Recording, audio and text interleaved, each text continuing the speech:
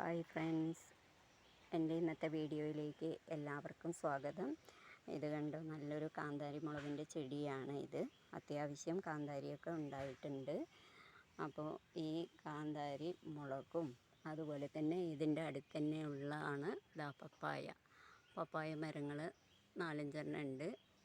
കുറവാണെങ്കിലും അത്യാവശ്യം നമ്മുടെ വീട്ടാവശ്യത്തിനുള്ള പപ്പായ കിട്ടുന്നുണ്ട്.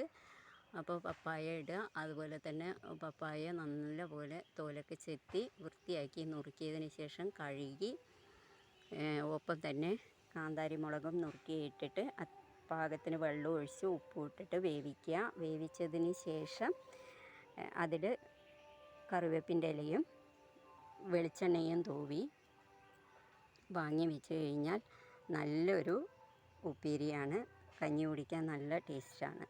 അപ്പോൾ എല്ലാവരും ഇതൊന്ന് ട്രൈ ചെയ്ത് നോക്കാം.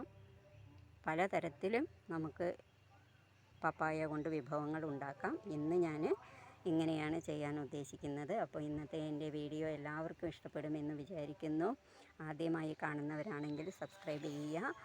അതല്ലാത്ത എല്ലാവരും ലൈക്ക് ചെയ്യണം, പ്രോത്സാഹിപ്പിക്കണം.